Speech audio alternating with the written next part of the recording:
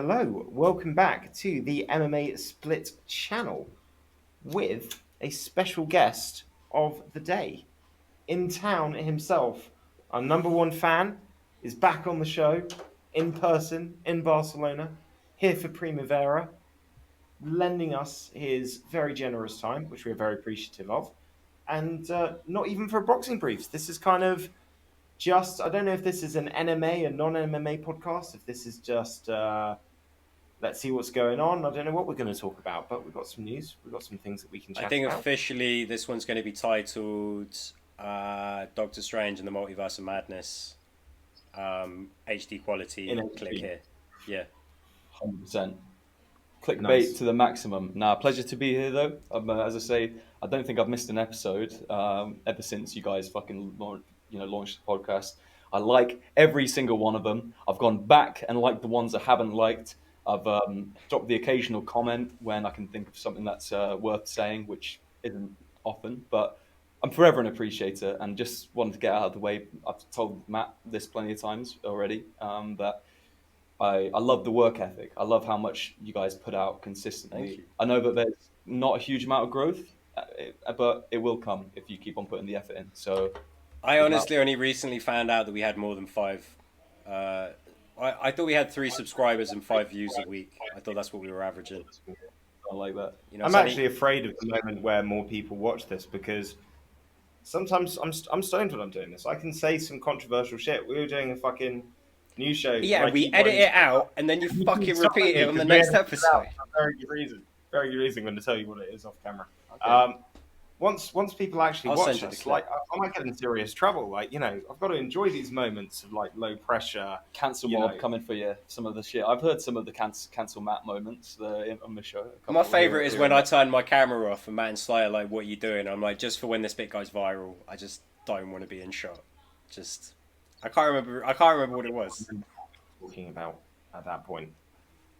But it does not matter because very few people watch our show, and the main one is here.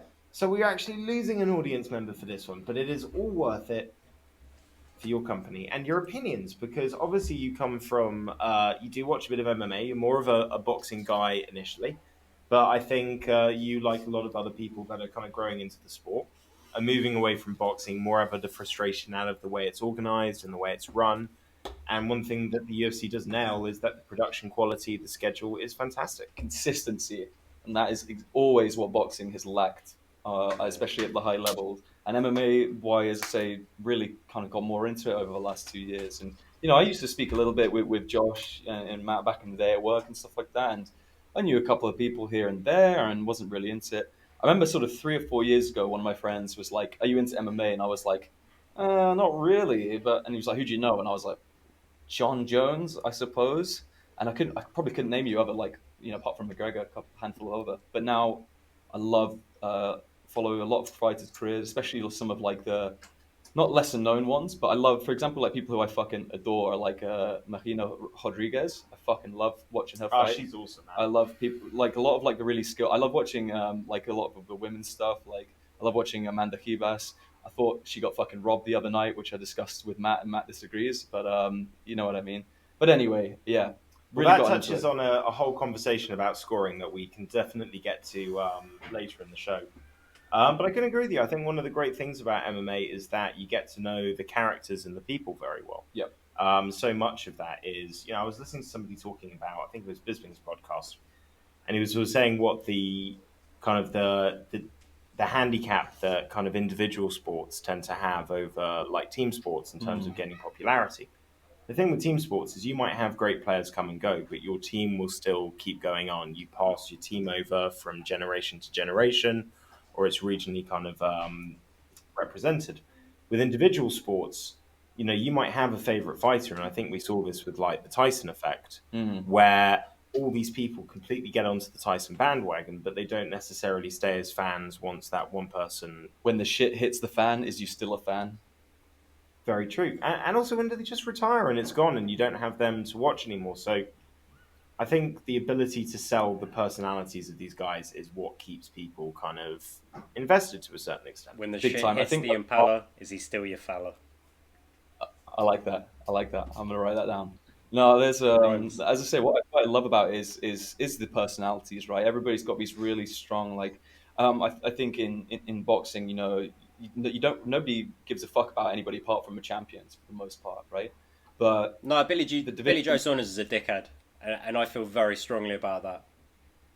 I don't know where that came from, but I mean, I Uh, agree. He hates Baiting Billy Joe homeless Saunders. people, fucking Oh yeah, of just that was a course. real scumbag move. Like, what a piece of Oh, shit. he's a fucking dickhead. Yeah, I mean, I don't know if you're on Instagram, but he used to be No. really active back in the day, and the shit you'd see on his stories daily is Oh, just I've like heard actually.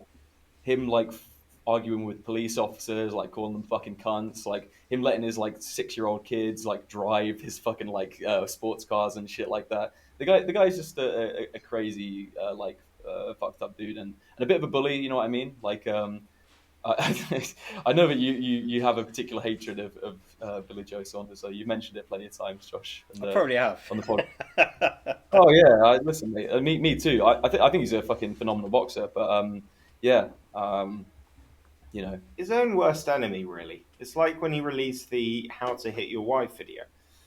I doubt that he actually hits his wife, which is why in his mind he thought it was funny. mm, But it's just one of those things. It's just like you're just about to get your title shot against Canelo.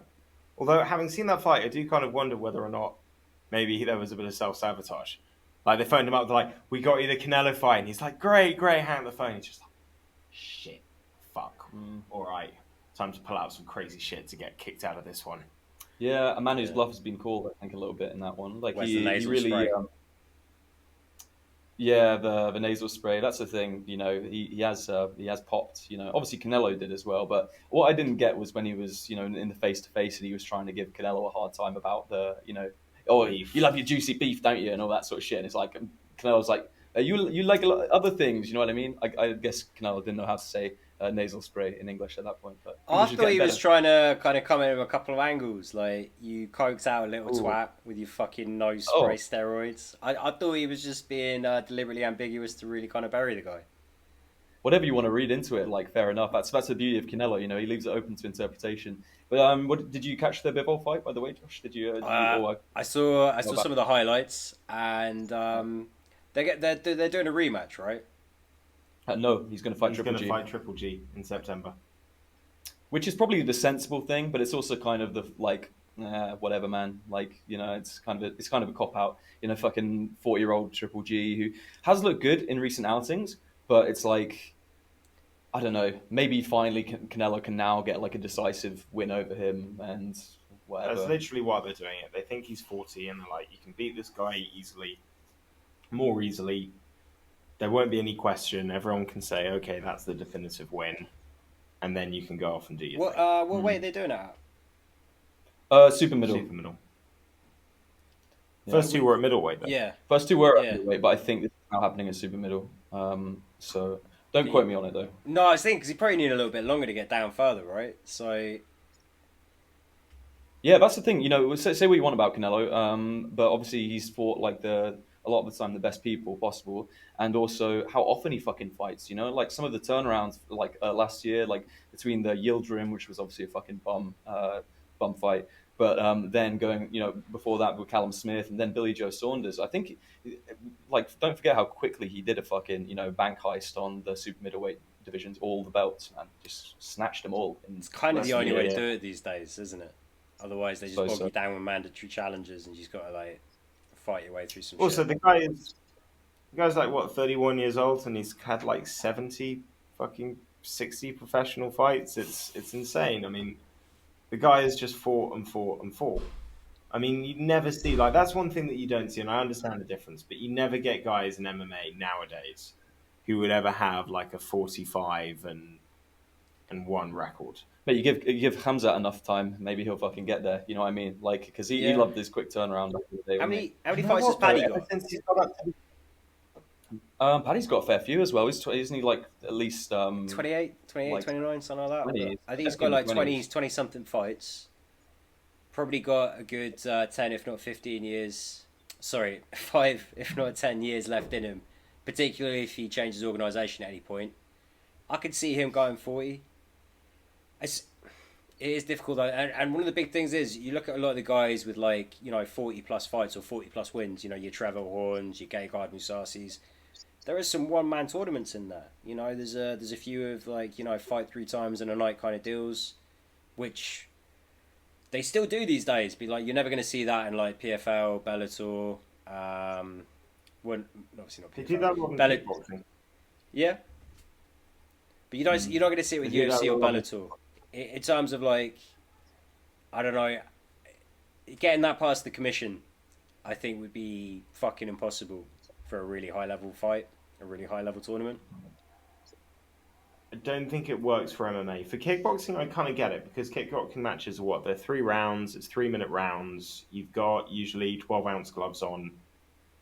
Yeah. I'm not saying that you're not getting damaged, but it tends to be much more point fighting a lot of the time. Like And it's not up and down. It's still a lot, but when you're going up and down and grinding and wrestling, like the heart rate is really fucking going. It's like how many fucking fights does like Badr Hari have and shit? The guy's got like a fucking apparently half of them are made up. At least that's what I heard. But This yeah, is a common thing as well, man. It's like we Gracie want to said talk he about was this week. 450. Hickson said that. Yeah, Hickson said his record was 400. Isn't his like actual record like 8-2 or something like that? You know what I mean? He Like counted sparring. what a He fucking counted every time he taps one of his students as a professional And fighter. street fights. And street fights. He counts street fights. He's obviously a fucking legend, but like pretty bizarre guy. Now, from what I've heard, so- he does win all of these street fights. I'm not saying I mean, I'm not. that he doesn't win the street Guy's a fights. fucking- I'm saying you don't count them. He's an absolute tank, isn't he? Like like Kind of a monster. Yeah, it depends on the situation with the street fights. Because the thing is, there's a lot of fucking Gracies. There's a one-on-one street fight was he with like 17 of his brothers and sisters and family members, and it I've was one heard guy. other people tell anecdotes about him chasing down like muggers and shit, but like running after people. Now, I wasn't fucking there. And every time I hear one of these anecdotes, it's from a single source, nothing like really like kind of verified, but it's not him telling them. So I'm like, shit. He seems crazy enough. He's obviously a very dangerous fucking guy to be like messing around with. So yeah, fuck, maybe that makes sense. I don't know, but have you seen man, the Ukrainian fighting, the debutant fighting this weekend? UFC fighter. Mark Skov. Shit, I can't search it on any of my Is devices. that That fucking weekend just gone, or the weekend no, this coming up? weekend coming up. They Oh, it was this guy whose name we couldn't fucking pronounce. yeah. I called him Fat Rat. Yeah, and he's got he's credited with 4 extra wins or something. Well, I don't know if you guys know on Sherdog they do a little feature called Fight Files, where because they have the actual Fight Files like database, and there are people like Tapology that kind of maintain their records, Sherdog maintain theirs, and they kind of submit what they have, what they can verify, what they can prove, and that's kind of how the official records are kind of collaborated. Because even take someone like Darren Till in his kickboxing record, it says he's fought in like K1 like organizational things, and he never has. But the thing is, he's done so many kind of rinky-dink Eastern European like kickboxing things. Some of them market themselves as K1. Tell the fighters it's K1. Tell the people buying the tickets it's K1. But it's just some cunt with Photoshop putting K1 on a poster. It's nothing. So there's a lot of really dodgy kind of records and results out there. Sam Alvey told us that when he fought the I'm blanking on his name now, the Korean dude, that he'd fought a guy called Hulk twice. And like, yeah. Great name. Regional records can be a little fucking weird. And there's this whole feature on Sherdog where they expose people that have been like fraudulently like padding records and making shit up. It's really cool and interesting. If you Google Fighter File Sherdog, you'll get a list of all these features. But yeah, Some practitioners of what is it? What do they call it? What's the fucking martial art which Haikido, which they call it Bullshido? You heard about this? Bullshido. Yeah, it's just like the Bullshido compilation. It's all the guys who are doing like the fucking super fake like instructors or senseis, and they do these crazy fucking moves, and people just like die and like fall back and all this sort of shit like that. You so know what? funny. I was funny enough. I was just about to bring up that like there's this weird thing with martial arts where like you get all of these like fake senseis and fake gurus and stuff like that. But it is kind of mixed in with like, for example, a lot of these Aikido guys, a lot of these like kung fu masters, they believe their own bullshit. That's half Mm. the problem. Like there was a guy who used to go around China. He was an MMA fighter, and he ended up getting like ridiculed and disgraced and all the rest for doing this. But he would go around and challenge old martial arts kung fu masters because he wanted to prove basically kind of what Bruce Lee in many ways was trying to do, which is just that guys do is practice and teach this one rigid form of martial art without any sparring and always in kind of set patterns against somebody learning the same martial art. You don't actually know how effective it is. You're just rehearsing a choreographed dance, which has kicks and balance and all these elements, but it's not necessarily kind of like what we've been doing in with mixed martial arts in terms of stripping away the fat, figuring out what works and what doesn't. And the crazy thing is these fucking old sucking Sifu masters, they all like they agree to the challenge because they all believe just I will summon my chi and I've done this and all my students fall to my will. And obviously, what happens is that this fucking MMA guy just gets a double leg takedown, gets on mount, and just fucking Destroys elbows them. and punches the living shit out Yeah, of of them. course. Like That's they nice. haven't got a fucking. What? Talking about Bruce Lee, you know, like obviously Ip Man, Wing Chun. Yeah, Yeah. legend. Have you seen like the Wing Chun demonstrations where it's not like some old master trying to like fucking spar some dude, but just kind of demonstrating like when you're doing it right, how you can kind of leverage things, and he sets it up so you have four guys kind of like with their hands on each other's shoulders, and they're gonna push against, and he just kind of waits and finds until he's got like the right time, and he just knows the right moments to just kind of push back, and it's not like they all go flying or something, but it's, you know, they're all like, oh shit, like you actually are like reading that. That is impressive. And I've got a mate that does Wing Chun out in Canada, and he said the guy like that teaches him the stuff that he's seen that he can do. It's not like superhuman stuff, but it's like just, you know, untapping all of your fucking potential, understanding like the strongest way to kind of move and like kind of not have your the restrictor plates on mentally, you know, because our body will limit how much we can do. We can throw hard enough to injure ourselves, but a lot of it comes from like an existing injury or not, you know, warming up and stretching properly.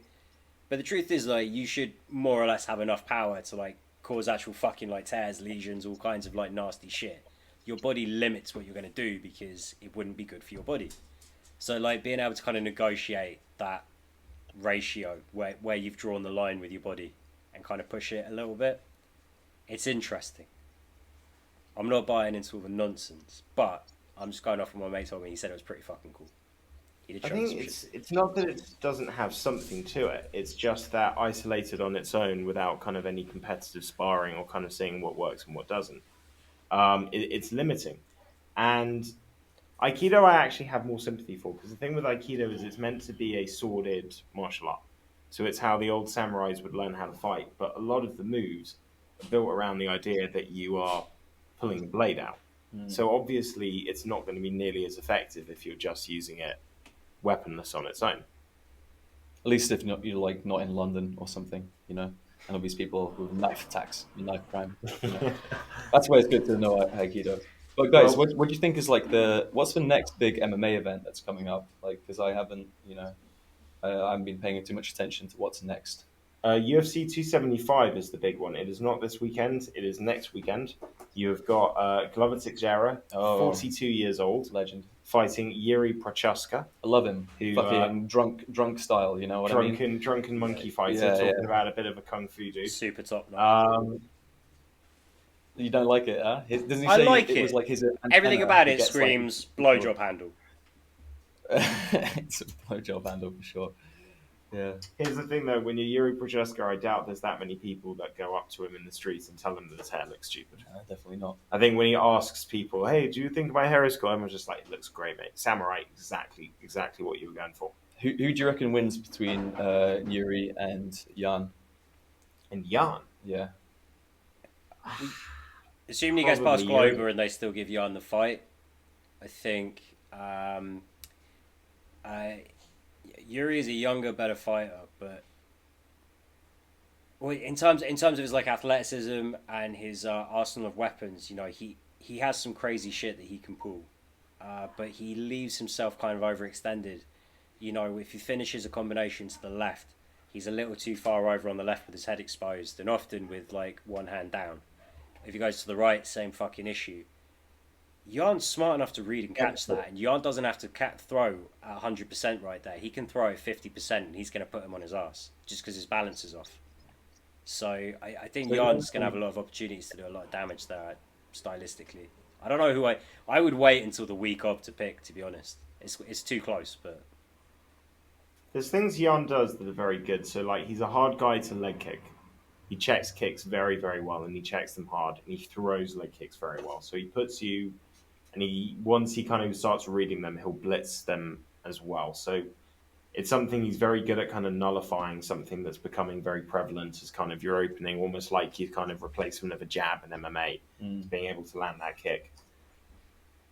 I don't know if he gets past Glover though, Yuri Prochaska. Like Glover's a legend, huh? he's still fucking going, man. At 30, 42 years old, I just takes one takedown with that guy. That's kind of what I think, and it's not easy to fight a guy that has got power in his hands, but isn't really trying to mess with that too much. All he's trying to really do is throw a couple to get close. And he's also not a guy that needs to dive in for like a single or a double leg. He's not taking too much risk of closing distance. What he does is he just gets close to you, gets you in the clinch, and then people realize that he's got like that dad farmer strength kind of thing. You know what I mean? Doesn't look the part, but lifetime of just like fucking lifting hay and plowing shit and carrying shit whole life, every Plowing single muscle mums. group. One fight I'm really looking forward to on that card is the Joanna Zhang Weili Yeah. rematch. That's going to be fucking quality, mate. First one, Mega Mind, next level. That's Mega I Mind. still say. So I say that Joanna versus Zhang is the best fight I've ever seen live. As in, I'm saying not a fight that I've watched back and like in the archives, and I've gone in already knowing I'm going to watch a great fight. Just like I was there, not there, but I was watching it live on my TV. The fact that it was the last card before the whole shit went to crazy, craze with the unknown virus of unspecified origin. Yeah, Weili was like, for a while. "Oh, there's a plague in my country." I remember that shit at the end as well, right? Yeah. Yeah, we were all so foolish back then. I'm not as excited for this rematch, though. Do you know why? Tell me. I'll give you 3 reasons why. It's a 3-round fight. It's not going to be the same. And like, can 3-round fights be great? Yeah, but this is an epic fucking fight that needs to be given Main event. the epic fucking status that it deserves. And what I need is 5 fucking rounds. Because Joanna's face didn't become Megamind until like the end of round 3. Okay? Yeah. Then, this isn't Gaethje versus Chandler. We're not just going to get like 14 minutes of like ridiculous explosive action. We needed 25 for these women to do their best work. And what's even more gutting is being a massive Joanna fan. 3 rounds definitely favors Zhang Weili. Right. Yeah, if they're gonna give like Nate Diaz and fucking Leon Edwards a 5-rounder, you know what I mean, and that wasn't the main event, right? It was a co-main.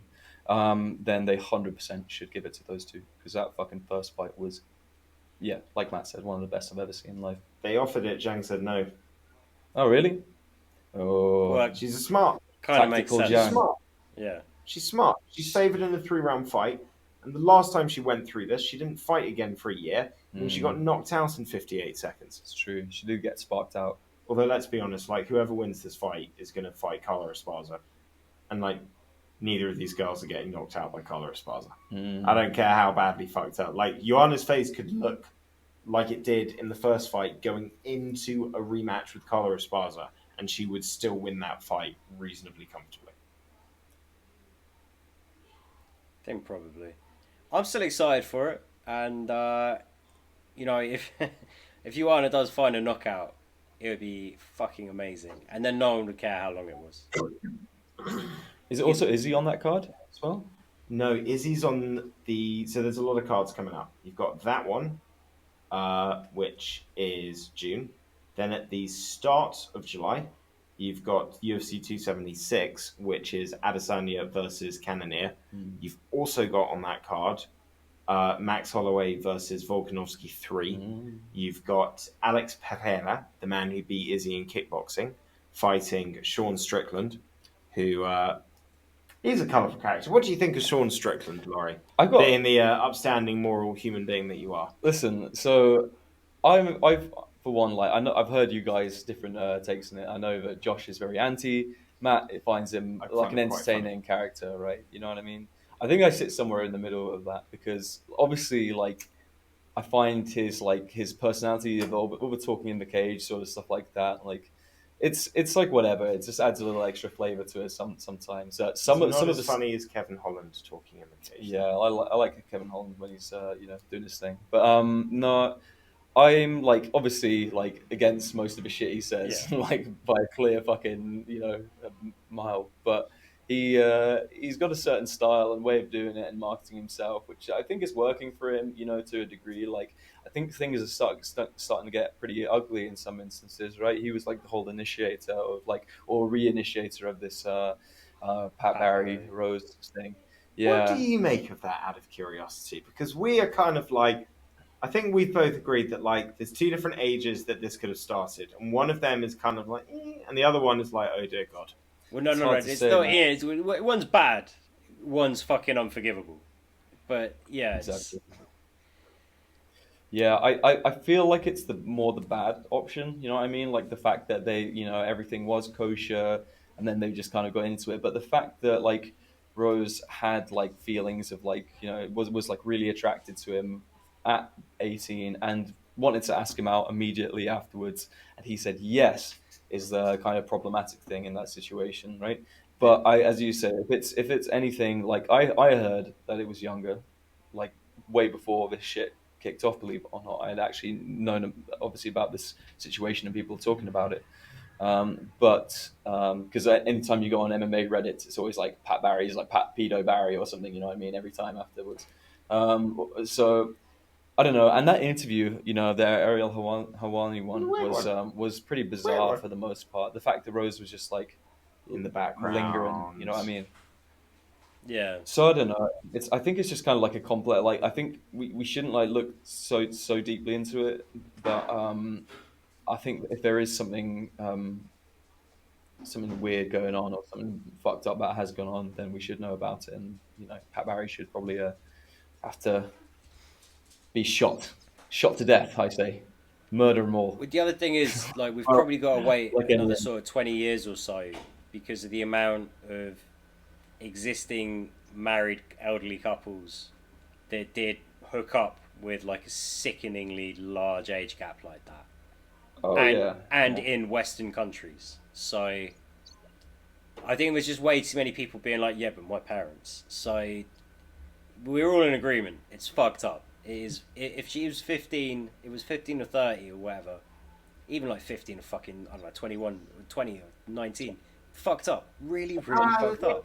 The thing is that people like this is the weird thing as well though, because once, like, I remember when the whole Adam Johnson. Do you remember Adam Johnson, the guy Yep. who slept with a 15-year-old girl, footballer in the UK, I heard got about done it. for it? Yeah, I don't. Kind of looked like he Yeah. was half I, man, half deep sea anglerfish thing, with like a weird vampire yeah. face. Just Okay. So I used to have this thing where I was looked saying funny. like, okay, he's not the type of. It's not a situation where it's like the guy's shagged a 10-year-old, where it's like there's something like wrong with your sexual drive that attracts you to children. Mm. Like you were attracted to someone who has the developments of a young woman, but what you didn't understand is that the mental age matters so much because until you're old enough to give consent, you don't actually understand what the situation that you're going to is. And that's the difference between like, you know, the 15, 16-year-old girl and the 18-year-old girl. It's like the culpability of being responsible of making these decisions for yourself, knowing and receiving the consequences of those decisions.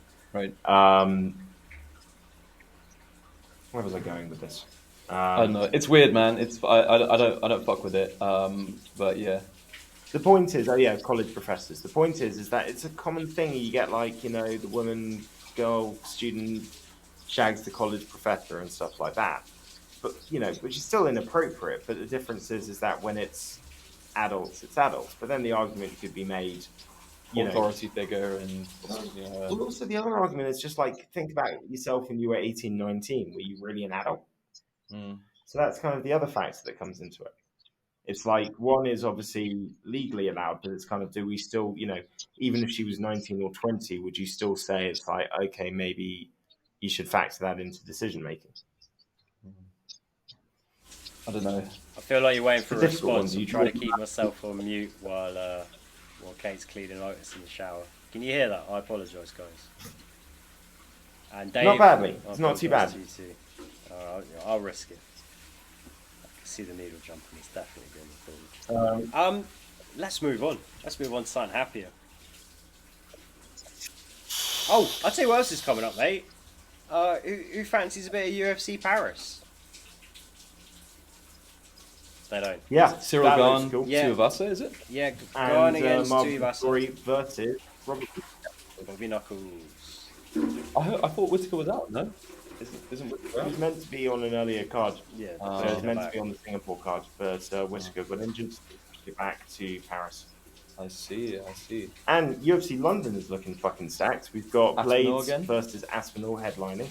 Paddy Pimblett is back facing the Monkey King, Jordan Levitt. That fight's just been announced. Good fight. Hopefully Paddy's got enough time to lose the fucking... Have you seen how fat he got? Oh, mate, I follow him on Instagram. I actually unfollowed him recently because he was talking mad shit about vegans, and fuck off, Paddy, for talking shit on vegans. He's so chubby, mate. Like, within a week of the fight afterwards, he fucking blows the fuck up. It's mental. It's like even worse than like Ricky Hatton was. Yeah. Like, it's insane. Dude, he did. Wait, no, it's not. He went to watch. No one's UFC worse than Ricky 74. Hatton. Ricky Hatton is the fucking king true. of this. Yeah, Ricky Hatton was terrible. It's close. Yeah, It is but close, I mean, bless it's you. close, if anything. Ricky Hatton's short, so the thing is that weight is going to spread out a lot quicker. Like Paddy Pimblett's tall enough that there should be enough body spread to kind of like even that shit out, and he still looked like a husky fat fuck. Have you seen Ricky Hatton recently? He's boxing again, mate. He's going to have an exhibition. He's lost all the pounds, mate. Wow, He's looking trim again. Obviously, he looks like he's aged about a fucking a century or something. But he's not looking. He's looking trim, mate. Respect. Dan Hardy's also boxing on that card against Diego Sanchez. Dan Hardy, that makes absolutely no sense. Diego Sanchez. Oh, mate, my God! Don't get me started on this guy. Hardy did come out and he was like, "What? It's a very good payday, so I don't even feel bad about it. It's big gloves. He knows what he's doing. It's not going to be that bad. It's a good payday."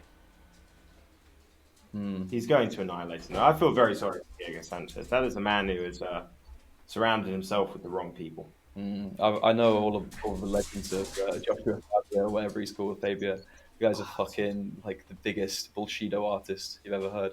The videos of him like chasing him around the octagon with a knife. Oh, that's so fucked up. It's literally like he's watched Dodgeball and he's just like, okay, so if you cannot be scared of a knife, you will not be scared of a fist. It makes perfect sense. 100%. Do the Tyson. That's what he was shouting out the whole time, whenever he fights.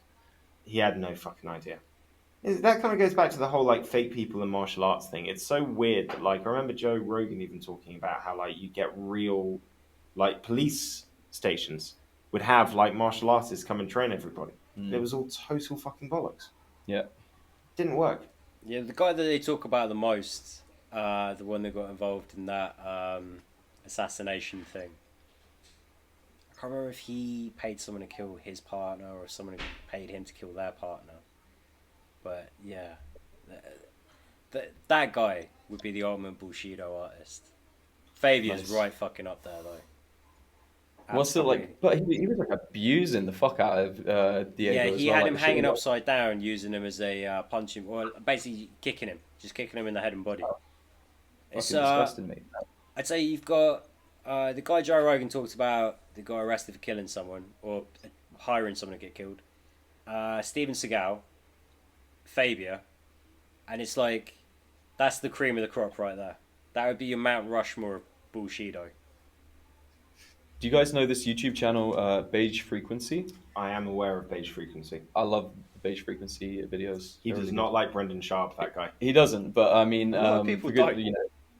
yeah, and I fucking hate him. To But be fair, he only really goes after Brendan Schaub for his absolutely awful shit stand-up comedy career. Yeah. He doesn't really attack him too much for his terrible podcasting. I mean, it's terrible. His You know what he's been podcasting is doing fucking- recently? I don't know. This whole thing being a with Bobby fucking Lee. moron. Oh mate, that's so I fucking hate that because I'm quite a fan I don't always catch the Tiger Belly podcast, but sometimes it's pretty good. Yeah, I watch a bit of it. I And watch Bad Friends. I like Bobby Bad Lee. Friends is good. Kate watches Yeah, I Trash like Bobby. Tuesday, so she likes Kalila. Mm. Oh, fuck Kalila, her name up. yeah, I think. Kalila, yeah. Yeah, that's quite good as well. But yeah, that's so fucking scummy, man. Like the whole thing about him like trying to hit on Bobby Lee's girlfriend and shit like that when they were together for like 2 years, and That's then fucked up. basically when they mentioned it, he was like, we're gonna sue you. Like stop doing that. Get your fucking girl in line. Like stop talking shit about me, like married man, all this kind of nonsense. And then pretended or said that we've got very good information from like a private investigator that No, you from guys. from the NSA. FBI That's or NSA. NSA. He's claiming it's Yeah, from one it's of them. terrible. Basically Yeah. said that he they found out that he said he rang Brian Callen and Brendan Schaub rang up Bobby Lee and his girlfriend and basically said we found out that you fucking somebody with a Tiger Belly email address is doing all this Reddit shit against Brendan Schaub and like setting it all up and trying to fucking ruin his career and giving him like a 1-star rating on IMDb. Have you seen his recent specials rating, by the It's way? literally got 1 star. 1.1 is so fucking terrible. Yeah, he ended up basically saying all this nonsense, like all this absolutely uninformed bullshit about how it was their guys were behind it, and then he's gonna sue the fuck out of them, and they're gonna tell Daddy Joe and stuff like that. It's so twisted, you know what I mean? Fuck those guys. He keeps having these beefs online, and he comes out of them so fucking badly. It's like, I know Josh isn't a big Helwani guy, but he beefed with Helwani big time. I love that. And Helwani just slaughtered him. He did. Absolutely slaughtered him. Yeah. And- Anyone that makes Helwani look good is my enemy. And the problem is these I don't guys... get it. I love him, mate. none We have of- to talk about this in a bit. These guys have not had good press when you think about it. Like, listen, I do not know whether or not Brian Callen sexually assaulted somebody. I do not know if Chris D'Elia did. It certainly seems like they were doing some dodgy stuff. I don't know. But this and the Helwani thing and the Bobby Lee thing, and it's a lot of negative things around you when you're kind of trying to build your career. And to be honest, I mean, we weren't recording this, but when you were at the first ride, when we were talking about stand-up comedians, one of the things Bill Burr sort of has always famously says is that like you got to do it for like 10 years before you even know if you're any good at it. Yeah. And because obviously he's an MMA guy that's kind of got some connected friends, he's suddenly like jumped that queue a little bit. So like he's just released his second or third special, and he's barely been doing it like 8 years. He's probably just not like he's chucked himself at the deep end. He's nowhere near ready for this shit. I don't hate him for like fucking trying to do something better than like because he was getting knocked the fuck out right towards the end of his career, and he was like looking to get some serious. Honestly, he wasn't really a fighter. He was a football player that wanted to be an athlete. Big guy, big He athletic guy. did who have could- some good fights. You know, Yeah, he looked pretty good on the Ultimate Fighter. Right? Yeah, he had his moments, and then Joe Rogan made podcast fodder of him, and called him out. You'd be surprised. Huh? I think you'd be surprised. I think he'd fuck you up. I love that moment. It's the ultimate, like, so humbling. But it's kind of a fucked up thing to do, to be honest. But at the same Could time, have been a private conversation. yeah, exactly. Could have been a private conversation. I think you'd be surprised. Have you ever seen those supercuts of Brendan Schaub on Joe Rogan's podcast? Where just Oh, the it's the entire best thing ever. is just Joe saying something. And yeah, you want to talk about motherfuckers? Fuck that guy who said that you just we agreed with each other the whole time when we did a boxing podcast. Yeah. Literally, Brendan Schaub, there's a supercut, and it's just him on Joe, and Joe Rogan says something, and he just says the slightly more exaggerated adjective or adverb. So Joe Rogan was like, "Yeah, man, it's the best." And he's like, "The bestest." Yeah. He's like, "Oh man, I swear to God, that guy's Or, the, excuse that me, guy's sir, great." that's the best, B. Yeah. Have you seen how people like write like the Schaubisms on the subreddit? It's like really Yeah. funny. Like, Yeah. What talking Yeah. about? Yeah. Oh yeah, he just beat everything. Like it's so fucking Yeah, funny. so Matt, Uh, the fighter and the kids subreddit, which you would think would be something of kind of like a fan subreddit, uh, Yeah. basically just fucking tear Brendan Schaub and Brian Callen apart, left, right, and center, and they mock his way of talking, and it's so fucking funny. I might in the edit go back and try and fish out some so comments. yeah, Just mate. give some examples. It's awful though, and it's impossible to Tom read it Bell. without hearing Brendan's voice or Brian. Yeah, It's just yeah. fuck him. Did you? He's just got a bad way. Like he last, I think this was last year, it was earlier this year. He pulled some kids out of a car or something like that, Mm, where the mum was killed or all the rest. And he's telling the story of him being like this really, really like good guy and all the rest. But just the way he's telling it still makes him seem like he's being a bit of a prick about it. It's just like he's the only human being I know that could talk about pulling kids out of a burning car, and you still come away thinking you're a bit of a toss. yeah, exactly.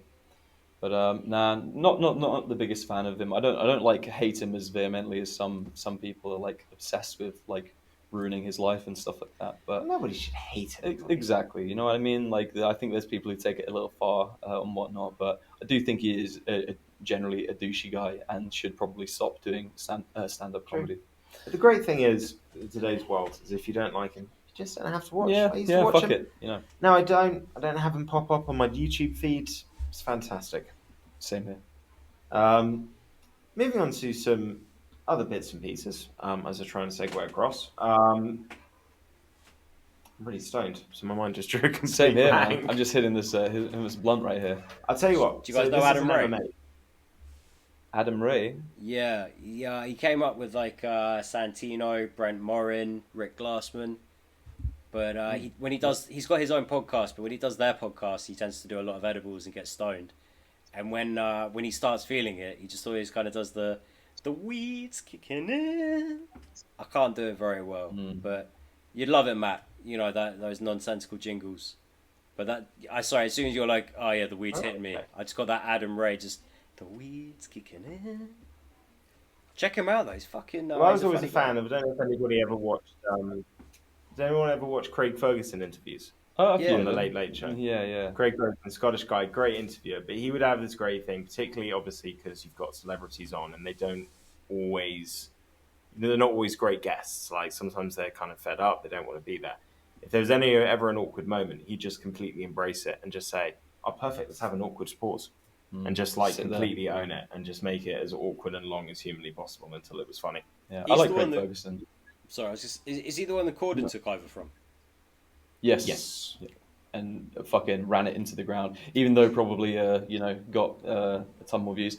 What do you guys think of James Corden these days? What do you think of because to a certain extent, right? He was kind of a little bit of a national treasure for a while when He's he was in aged like Gavin and milk. Stacey. He's aged like milk. Exactly. He's aged like milk. When your own But it's like family thinking- say you're an insufferable cunt, you're probably an insufferable cunt. And then when the rest of the internet says he's an insufferable cunt, and then when everyone that he's worked, well, not everyone, but when a lot of people that he's worked with say the exact same fucking thing, there's only so many times I can say insufferable cunt.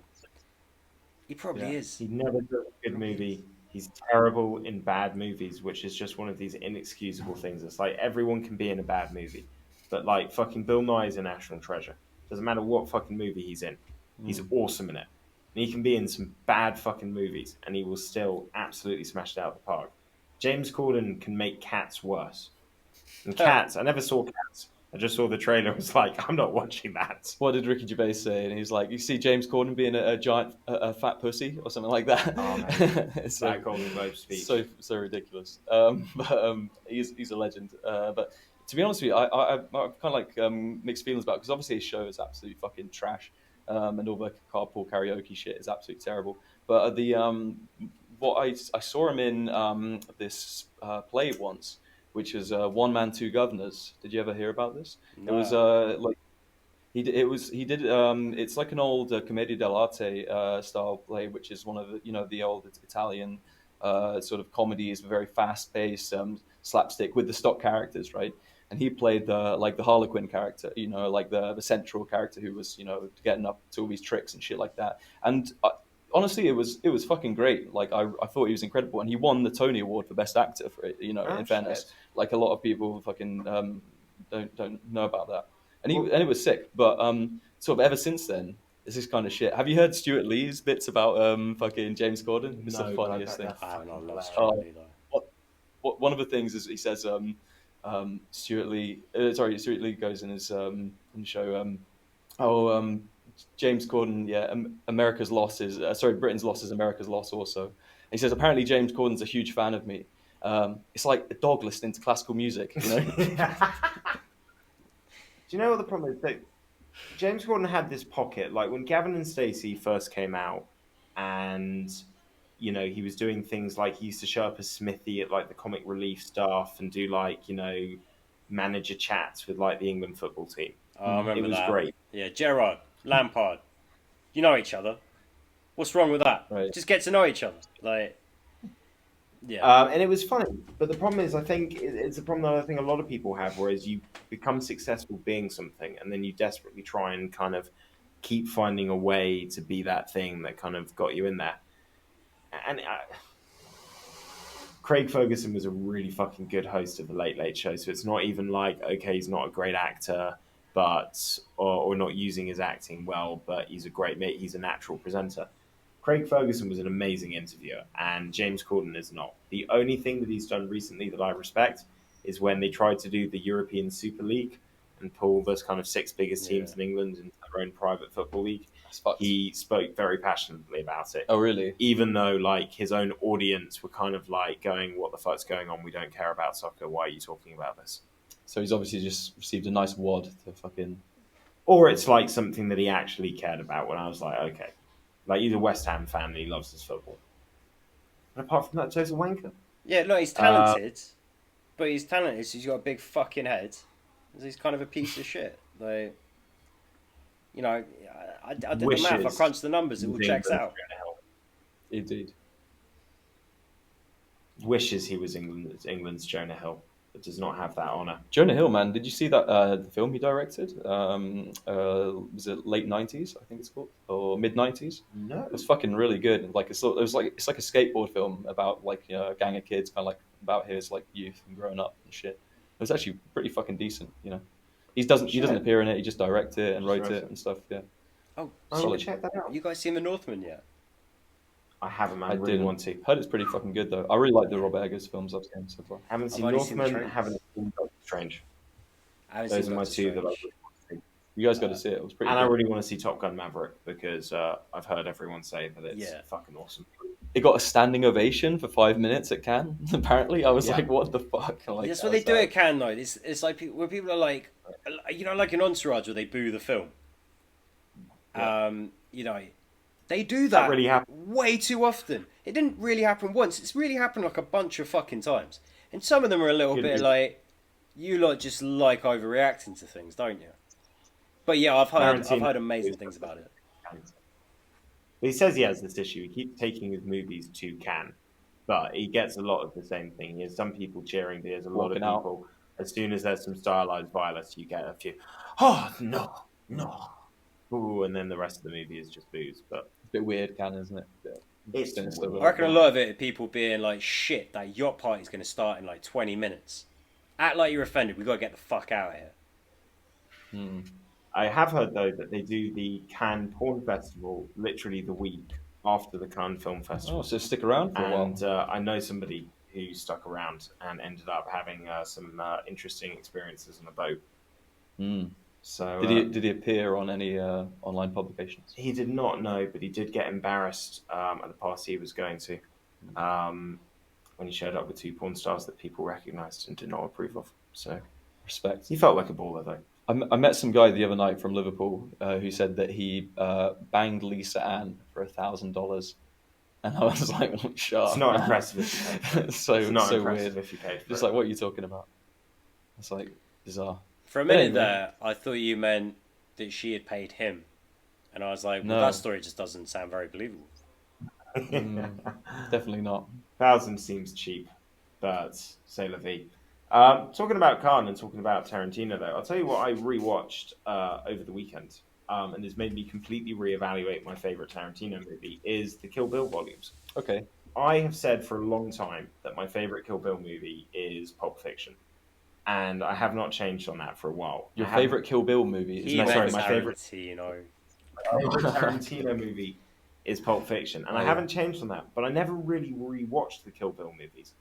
Rewatch them; they're fucking awesome. I think they're by far his best films. And controversially, I ended up getting onto an interesting Reddit that's got a cool theory that I 100% think is true. What's that? So at the end of the movie, she does not kill Bill. Doesn't she do the fucking trick on him, eh? Yeah, but here's the thing. So this is how the theory goes. It's actually a really cool theory. And if I ever get the chance to bump into Tarantino, I will ask him this question because I quite like to know. So we see her learning the 3-inch punch when she's training with Pai Mei.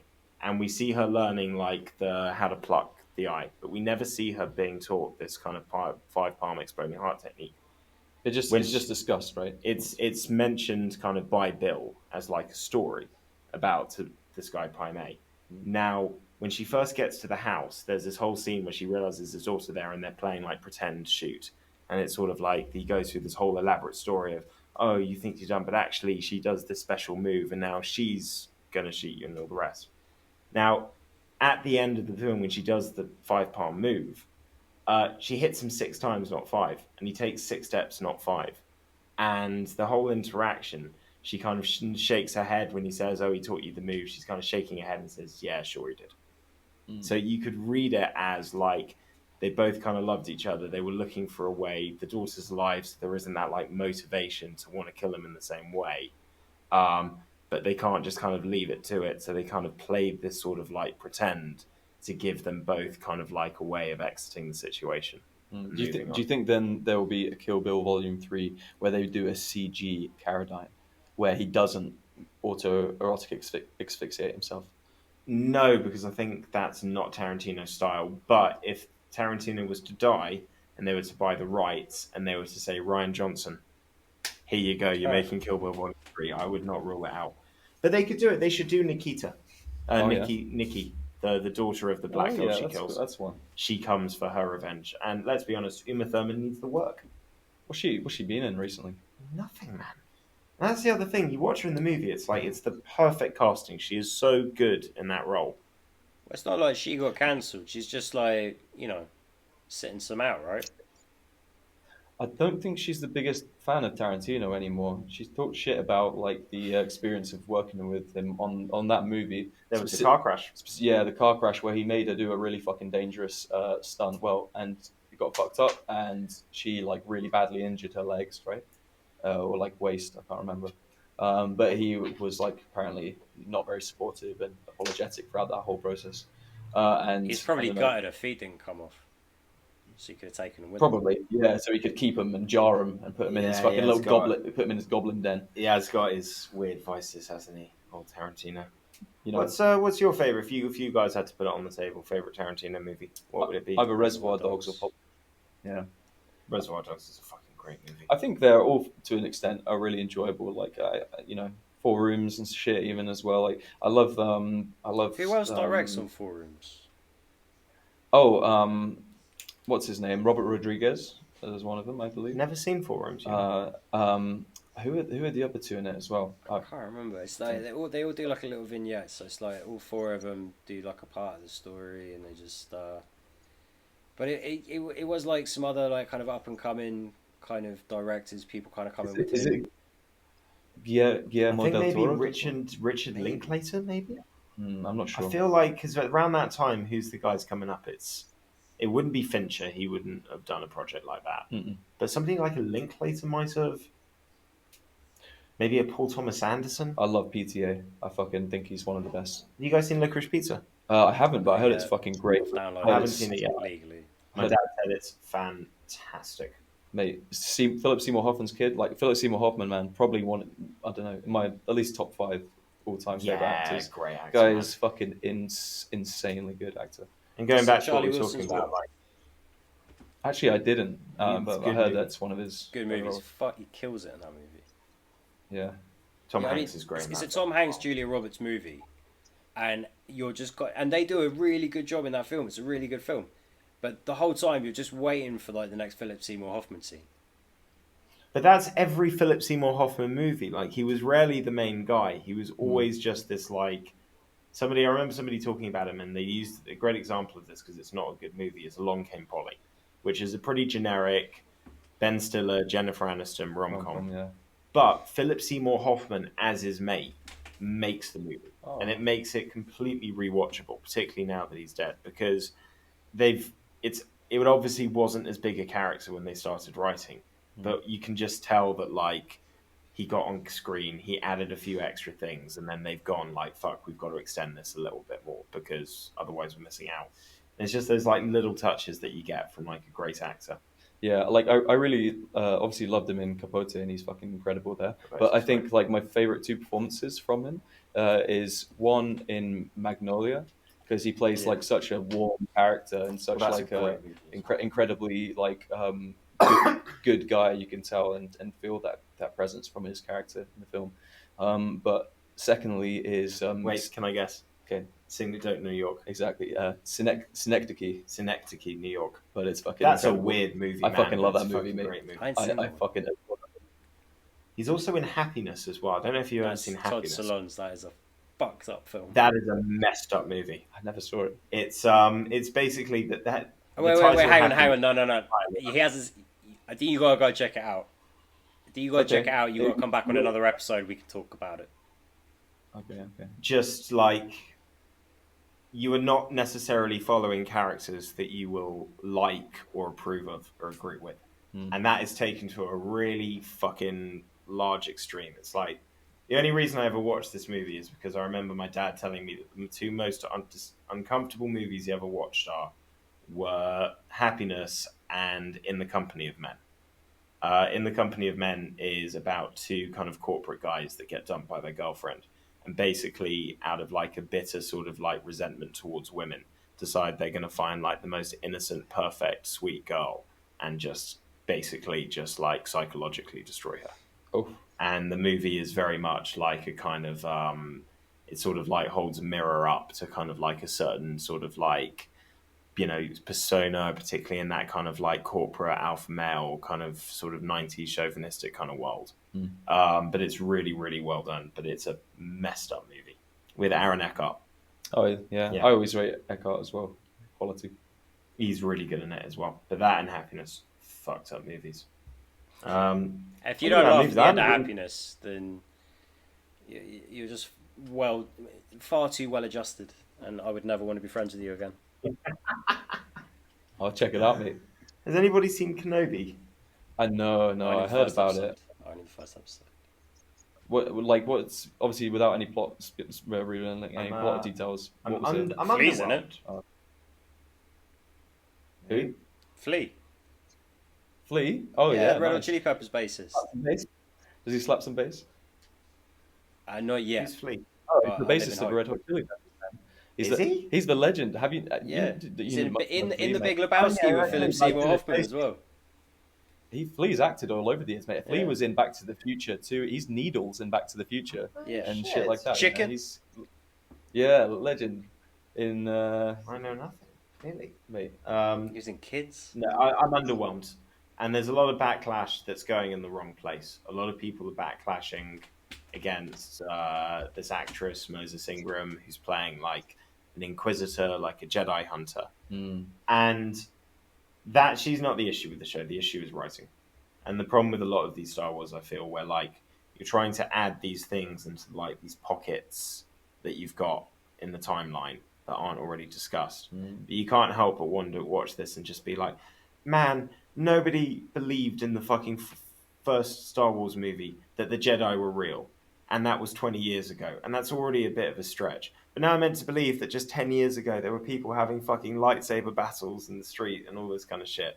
And yet nobody remembers what the Jedi are. Are there like more Jedi characters then or something in there? Or is it just like fighting? I won't ruin it. All right. I'll stop prodding. But honestly, the biggest issue is when you have a show, like if one of your characters is 10 years old, you are always going to be slightly limited in the sense that like Not every 10-year-old is going to be the best actor. Mm. And there's this one fucking chase scene. It's so stupid. I was going to bring it up. Kids So they try to do an exciting, stupid. a very dynamic kind of chase scene, panning camera and everything. But it is three With an men, grown ass men, chasing a Chasing 10-year-old a child. Yeah. Oh. And it's like, there are little moments where they kind of make it plausible. They're like, oh yeah, she did get away for half a second there. But just the initial sort of first 20 seconds of the chase, there's only like, there's a very small amount of ground for them to cover to just catch her. And the camera's like, will she get away, won't she? I'm like, no, she won't. She's a fucking child. Why is this scene longer than 2 seconds? She's also not even running as quickly as a child could. She's running quite slowly because obviously they've told her you're running around trees. Don't be careful because you might fall over. So you're just seeing a kid slowly jog as three grown men are kind of like, oh no, oh no, and it's like as soon Just as looks it janky happens, as fuck, right? it just Yeah. completely takes you out of the fucking story. That's unfortunate, but Yeah, I you've hope got it 3 gets Pat better, Barrys like- in there. Oh, really? They're gonna groom her. Oh Jesus! But no, that's interesting. I mean, I just fucking love the Mandalorian, man. How fucking great was that show? Yeah. Mandalorian was First 2 awesome. seasons, wow, incredible. Boys season 3. Can't wait for it. Oh shit! Can't wait for it. Today. Is it It's today? the third, I think. Is that on? Third. Yeah. I've got that and Stranger Things to binge when I am massively hungover after Primavera. I've got that and Raised by Wolves season 2 as I've well. heard that's really good. I've heard that's really good. I haven't seen I it. need to check. What's that about? It's like a sci-fi movie, which was like a Ridley Scott produced and everything. It's pretty like high budget HBO one, and it's like similar like I don't know, shot to something like Westworld, right? But it's I a saw it on sci-fi. HBO. I haven't seen it, but yeah, I saw the artwork and everything, and there was a second there where I was like, "Is this a Westworld spin-off?" Without giving away too much of it, it's set in like very distant future where Earth has kind of been fucked up by warring factions of like the religious people who believe in Sol, and it's very like Sol Invictus, like fucking like kind of Roman style versus the atheist sort of thing. So it has shades of the South Park, the otters, the atheists. Your science again. Our science is superior to your science. It's a tiny bit, but it's also done in a very. It's like a certain robot has been like programmed by the atheists to raise like a group of children and grow them like on a certain colony, and it's like all themes of like Adam and Eve and stuff like that, and all these religious versus the atheistic ideas and stuff. But it's very well done and very. I would definitely recommend it. That is good to know. Nice. I will put that on the watch list. Just to run back to some MMA, just before we kind of close things up. A couple of talking points we can get to. So obviously UFC 276 is coming up. You would describe yourself as a fairly big Adesanya fan. To a degree, yeah, I'm a fan of Izzy, even though I slept through like his most exciting fight. But yeah, I remember that. I remember No, the that. gas. I watched it all. Yeah. Yeah. You slept through more egregiously the Conor McGregor versus Khabib fight. Yeah, basically, yeah. I feel like you've changed your tactics now. Now you kind of like go to sleep and then you wake up. A lot of the time, yeah. I paid €30 and got like the whole year pass of like all the main events or everything UFC in the Netherlands, which is pretty nice. So I just like either watch it live if I wake up a little bit, sleep a bit, wake up and go back to sleep, or just watch it in the next morning and skip through all the ads. I like the UFC. Like most of the shows, like pretty entertaining, but I find like a lot of the ads incredibly tedious, and so a lot of that part of the way the shows run very like cringe in places. But I mostly think it's got decent production value and it's like entertaining. But, It was slightly Yeah, better when but- they just had the shit music in between Yeah. what they could and couldn't broadcast. So hang on. The thing is, I'm kind of conditioned to this because I watch a lot of American football, and Jesus Christ, at least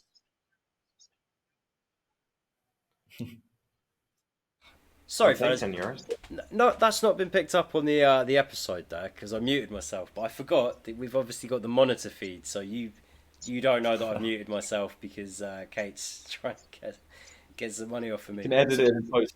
Edit it in post. I might Do the just leave it cross in editing. because just Wakanda forever, man. Wakanda forever. just makes it look more natural, doesn't it? Like we've got real lives, like we're real people, there's stuff going on in the background, not just me here. 100%. Yeah. Um. Well, fuck it. Um, While we're still rolling, but yeah, you want to talk about almost bad done, baby. talking about bad adverts, dude. When you're watching the NFL, at least with the UFC, you don't get adverts really like. They might do one quick advert in between a round or something like that, but you're getting at least 5 minutes to 10 minutes of undisturbed action. Hmm. NFL, dude, every other play they are going to an advert, and it's always like the same 5 or 6 adverts over and over again, all American style, all Awful. exactly the same, and it drives my head in. Hmm. If I could just be okay with recording the sport and watching it the next day, it'd be awesome. But the problem is, I struggle not watching things live. Mate, It's Yeah. like I'm Yeah. watching it knowing that it's already happened. It's not really Not as thrilling as it. You as like to be thrilling. there in the moment. it's Yeah, frustrating when you I catch a feel it. spoiler. But have you guys ever been to an NFL game live? I went to No. NBA game, but I never an NFL, The and it NFL was game. insane. I went to the Georgia Yeah. Dome, saw the Falcons play the Bucks, and Oh shit. every time that the adverts are running, because of all the TV mandated gaps in play, mate, they're just running around the rafters, firing off t-shirt cannons, lots of loud music, countdowns, all sorts of weird shit. It doesn't Hmm. necessarily feel like you're at a sporting event. No, it's like more of like a fucking huge Theme show and park. display. Yeah, like one of the things when I was at the I think the game we saw was like the Wizards versus the Raptors, like back in like 2015, in DC, and it was like shit like on the big four monitors in the middle, like if the Raptors like fuck up the next free throw, then everybody in the stadium gets a chicken sandwich, and then everyone's like fucking yelling and screaming. It's just like such a giant like weird like Yeah. collective. I don't know. It's different. Like I've been to sporting events in the UK, and it's an entirely different entity. Like Oh yeah, yeah, nothing beats just gonna go watch football. right. Like in a proper stadium watching football. That I guess that for me will always be the one. Boxing and MMA though events live. Everyone I've been Mm. to's always been well fucking worth it. Never Apart been to from one, mate. huh? Yeah. You said you used to go to York Hall all the time, right? Yeah. I used to live down the road from there. I really wasn't that far when I Yeah, first lived nice. in London. I was just like between Bethnal Green and Hackney, and I went to York Hall, went to a few other different spots in like London. I saw uh, fucking Dylan White one time. Didn't even fucking Oh, you, realize it. This was way back in the fucking day. Because I used to coach a football team, and one of the kids' dads was a local pro boxer, and he was like quite young in his career. So we used to just go around and watch him fight, follow him uh, see him fight a few different places. So I saw him fight on an undercard for Dylan White one time, which was pretty cool. Best walkout I've ever so, seen. Started off with Jaws, and then as it builds to the crescendo, da da da da da da da da, just kicks in AC/DC, Back in Black. I'm like, that's always been a thing, man. Let's say he's been on that for years. It's a good one. It is fucking good. do you know When what? he I've never walks watched out a of walkout of it since then. That was the only one I ever saw, and I was always just like in my head, Yeah. like that's probably the best one I've ever seen. his walkout was great at Wembley. It was just sad because he could tell as soon as he was walking out that very few people were there for him. Yeah, and his performance was so fucking lackluster. It was a bit of a shame. I really hyped him up for the fight as well. I was like, oh, it will be a competitive, decent fight for Fury. Probably, maybe even might give him a harder time than Wilder has on some occasions, but He didn't did. quite live up to it. But what you were saying earlier about like the Adesanya fight upcoming, right? I Yeah, wanted to just so touch on that. So obviously, because here's the thing, like Adesanya's, it kind of feels like a lot of his most exciting moments are a bit of a while ago now. Right. Like Last for few this guy fights, that's sold as this like superstar and all the rest, he's not necessarily selling all the pay per views, and he's not necessarily looking fantastic. I mean, Rob's a tough guy to fight. A lot of people think he might have lost that one. So how are mm. you feeling about it? Kind of going into the Cannonier? Do you look at Cannonier as like somebody that he should be concerned about, or do you think that's potential banana peel? Or So a couple of years ago, I was speaking to my friend who like is a lifelong MMA fan, right? Since he's been like fucking 10 years old or something like that. And yeah, he was saying that Cannonier was always like going to be the dark horse in middleweight and always be able and will eventually become a champion, and said that he believed that he was the guy to beat Izzy. And this was like 3 years ago, when Izzy had just fucking snatched the belt or whatever. And you know what? From his performances, like obviously he got kind of murked by Rob, wasn't it? But he's very scary, like physically, man. The guy is so imposing, and the way he toughed it out in the Brunson fight was good, and everything. It showed that he's got like so much heart and shit. He's a great fighter, so I think he could stand a real chance of upsetting Izzy. But at the same time, I think that if Rob pieced him up in the striking, I think Izzy could probably fucking. If Izzy's at his best, then I don't think Cannonier could do it. But if Izzy's been fighting the same way we've seen him recently, where he's a bit too tentative in places, then He's a it counter could be an striker. issue. Why should he fuck it up though? Do you know what I mean? Yeah, It's all yeah. right. If you were to go as far as Rose in the Esparza fight, fair enough. You're going to eat some shit. You deserve some grief there. But if you are clearly winning, and the other guy doesn't want to engage because he's scared of getting finished, and he's waiting for Just the take what right you need. moment, you don't need to be the champion that everyone wants to tune in to watch fight. I think for him it's better No. to take minimal damage, keep it on his terms, keep it in a way that he will just dictate who's going to win this fight and what kind of pace it's going to go at once we do engage. It's like you'd have to be pretty fucking feeble-minded and weak-willed to get baited into it. He's a champion. He stands strong. I appreciate it. Not fun to watch, like the fucking Yoel Romero fight, but and you're bang on. Right. I think the Yeah, Cannonier that was one. great, was it? Cannonier will not accept just losing this fight because Izzy's the better fighter. He's the better stand-up guy. Even going in deep into the 5th round, he'll know I only need one punch to really change the course of this fight. If I can knock him out clean, or if I can get him You down. think it's in going to go less- the distance? No, I think You think Izzy's it's going to gonna finish go him the early distance? because he's going to be pushing forward too much. But if for whatever reason he was to kind of hold his own, or it really was a bit of a slow, boring fight, then yeah, Izzy's not going to force the finish. Izzy's going to take what he's given. I think Cannonier is going to keep him well fed in that regard. Nice. Fair enough. What about you, Matt? What do you think is going to happen? I think Izzy's got it. I'm more excited about Max versus Volkanovski for the Yeah. third time, to be honest. And the other fight to look out there, Alex Pereira taking on Sean Strickland. Sean Strickland's ranked number 4. Alex Pereira is unranked. That's a crazy jump. That's insane. They're doing this fight because if Alex Pereira wins, they can put him up against Izzy. Right, because he beat him, knocked him the fuck out. Yeah. Wasn't it? I think he does win, and I think they do set up that fight. I want to see that fight. I could see it, yeah, as well. I also would like to see like Hamzat versus Izzy, like middleweight eventually or something. Would be a really cool fight. Would you But rather see Hamza Izzy or Hamza Usman? probably first, I would rather see Hamzat Usman because, if he can still fight comfortably at welterweight, like obviously the last fight I think was very revealing of a lot of things about Hamzat. But he was humble in defeat, and he was very cool afterwards, and I like him. And I think at the heart of him, he's a good guy. I'm not so much of a fan of him being like so crazy buddy with Khadirov or whatever his name. But that's a weird situation for another time to talk about. Yeah, That's a weirdly common thing, dude. Is fighters being cushy with like the dictator of their country. right. Talking an example of this, Paulo Costa, who Oh, have we not talked about this yet? Bolsonaro. Oh yeah, he's a cunt, isn't he? Yeah, have you guys heard Paulo Costa's latest news? No. Apparently, Boat of fucking nuts. he got arrested for elbowing a nurse in the face because he was trying to get a vaccination certificate without actually having being to get vaccinated. What a fucking dickhead! I know. This guy's a fucking shithead. Human trash. Adesanya. And it just like I read it and I was like, can I believe he did that? Yeah, I can a little bit. It's Yeah. not. I don't have the Well, evidence. you know how it happened. So what they do is when you come in for the vaccination, they fill out the certificate, and he basically, I think he actually had the certificate in his hand and was trying to leave. If not, he was just trying to get the certificate off the nurse as he's leaving. Apparently, he's not the first one to have done that. He's just like the most famous one to have done it unsuccessfully.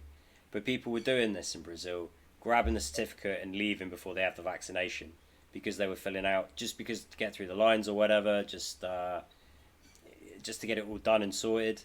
They were filling out the certificate at the same time, if not a little bit before. But yeah, he went apeshit when they stopped him, and I don't know how badly he elbowed this nurse. Was it? Do you know if it's a man or a woman? Shouldn't make a difference for me. It really No does. idea. Fucking Shouldn't know classless. anybody really, but implications. And this is just after he's been asking Paddy Pimblett to help him cut weight as well. Our boy is truly off the deep end. This is Balotelli setting off fireworks in his bathroom. This is a guy just losing control. Yeah, I think he just cracked after the Adesanya fight. You know, he just fucking got absolutely melted. And then, you know, I love Marvin Vettori for doing that, man, for like fighting the guy, you know, on not on his own terms, stepping up and like convincingly beating him. I would say, you know, because even though he got rocked with a shitload, that like head kick, oof, terrible. Was nasty. But it, you know, it showed that he was tough and he had heart. But one thing I wanted to ask as well before we wrap up is that like there's actually this weekend is a pretty cool boxing match. I don't know if you like fuck with the lightweight division at all in boxing at the moment, Josh. I know that you're not the biggest fan. Kambosos Jr. versus Devin Haney. I am indeed, which is a really good fight. It's like the officially like the undisputed lightweight title fight because it was supposed to be Lomachenko was going to fight Kambosos. Josh, did you see the Kambosos Teofimo Lopez fight? Just the highlights. Yeah. But again, like I've become a bit of a fan of Teofimo Lopez, and you were, yeah. After the Lomachenko fight, lightweight, I enjoy it. I've got to be honest. With boxing, it's either got to be a British fighter or a really big fight. So I'll still probably watch Triple G Canelo, to be honest, because just enjoyed the first two so much. But my fucking guy is Inoue, that Japanese kid. Oh yeah, I don't yeah. even very very like he's gonna be fighting the Filipino. That's coming up soon, right? Yeah, mate. What I absolutely fucking loved. It was like I watched it live, and it was probably I think up there one of the best boxing matches I've ever seen. But when he fought Nonito Donaire, that was like the most fucking incredible boxing match I've ever seen. And I was just watching because it was World Boxing Super Series final. For what is it? Are they bantamweights? I can't remember what weight class he is.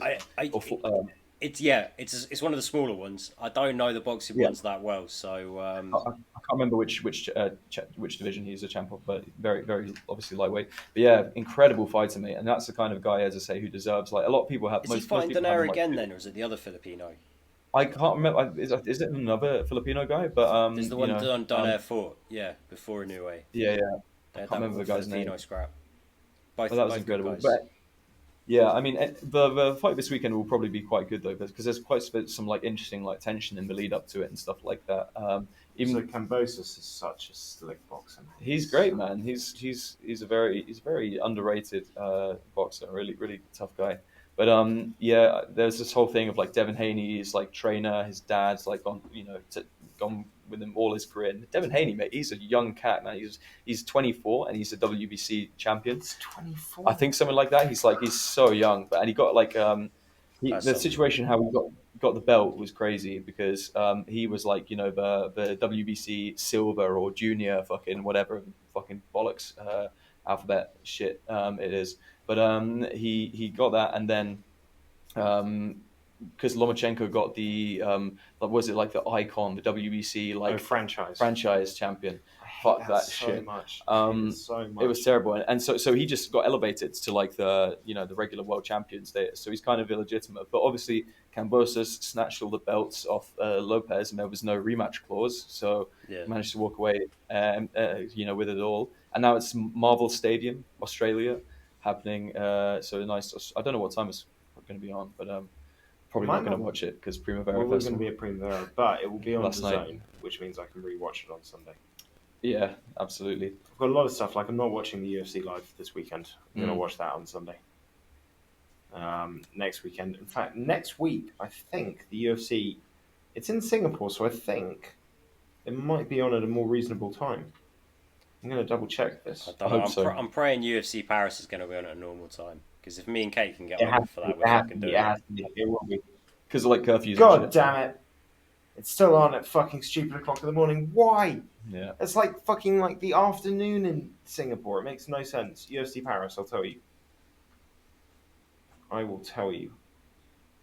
UFC London will be on at normal time. We know that. How great was that UFC London card, by the way? It was That last Yeah, one. the last fucking one. fantastic. Yeah. But I'll tell you what, this upcoming UFC London card, you got Curtis Blades Aspinall, Darren Till versus Hermanson, Makayev versus Charles Johnson. Makayev was the guy who was on the Yeah. Molly McCann is fighting Hannah Goldie. She's going to rape her. They've literally given her Hannah Goldie to feed Sacrificial Molly. lamb. Nikita Krylov taking on Gustafsson, who's returning. Paul Craig taking on Volkan Ozdemir. That's a good fight. Mark Diakasey's fighting. Makwan Well, you could Amakani's say fighting. Paul Craig's got no time. Paddy Pimlet's fighting. That's funny. Can I just point this out? The difference between thin and fat Paddy Pimlet is like, did you guys ever watch, Family Guy, Cleveland's son? Mm-hmm. And when he's young in Family Guy, he's really energetic and like, look, can't take a words. And then when they did the Cleveland show, he becomes like a really husky fat teenager. Yeah. That is Paddy Pimlet. Like, 100%. he did an interview at UFC 274, and he was literally like wheezing because he was sitting there like, He cuts just so much weight. It's a fucking unreal. Like, it's just so unhealthy. Like, I can't say, like, just doing, if you do it every now and again, like, I get it, you have like a close weight cut, but just doing it on a regular basis is just not Well, healthy. just I the really water think, cut alone is so bad for your kidneys, Mate. and really for everything. But doing it with all of the weight gain and the weight loss, your hormones do not really balance out very well, apparently. Like, Kate screams at him when she sees him now. She's just like, this is just so bad for him. Like, does he not understand? This is really going to fuck him up. Plus, if you fuck with the hormones like that, especially when you got to cut a lot, it can make those last few pounds torture, apparently. it's not that he even looks like normal when he cuts weight. It's that he looks gaunt as fuck as well. You know what I mean? So Yeah. it's clearly like, I don't know, how much do you reckon he cuts? Like 20? Well, Something like that? it's been, this is the dangerous thing as well, is it's been increasing a lot. Because remember, he started off at featherweight. When he came up to lightweight, didn't look that huge, and has started to kind of fill out more as a lightweight. But now kind of getting north of 200 in between fights. oh, That's really bad. That's really fucking bad. So I reckon he's going to have to drop a lot of that before he gets into camp. I think coming into camp he'll be probably 180, and then I reckon he'll cut close to 20 pounds, or try to cut close to 20 pounds for the water weight. I wouldn't be surprised if he was like at 175, like when he fights. there's a bigger problem as well, which is that the two guys he's beaten in the UFC both have clipped him, and both have now been cut from the UFC roster. Oh, yeah. So, not suggesting that they're high level guys. If he's getting fat, he's not training in between camps. If he's not training in between camps, he's not getting better. And because he's out of shape, 90% of his camp is just him getting back into shape rather than game planning, doing all that kind of stuff. It's a nutrition thing as well, you know. Like, it's not great to just like overload on certain things, and you know. But also, he's not good enough. Like, Ricky Hatton was great to a point, but that lack of training and conditioning in between ends up costing him. And Yeah, how holds him back from being truly great. Boys, I've got to wrap it up. The battery's going to die on the monitor feed. I'm proud to say the same. Laurie, Well, it's been a pleasure. Guys, bye, Laurie. thanks very much. Dave, bye, Dave. But Bye, Dave. thank you for Thanks doing watching, this, guys. Laurie. Laurie, thanks for being here.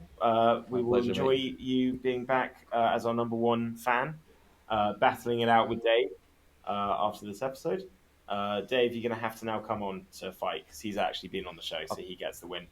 Oh, he's literally just gone. That's it, That Dave. was I've got we're gonna have a trivia contest. We're gonna get some questions and see who the real number one fan is. Yeah, do you remember that game show that they do in Friends to decide who gets the apartment, and you don't Oh, have yeah. specific knowledge about them? Sure, It's going to be like that. exactly like that. Anyway, cheers, Last guys. question will be, what's I'm going to your write the job? questions, Dave. What is your job? You have to pull the shit out of the bag, pal. All right, like and subscribe, folks. Take it easy.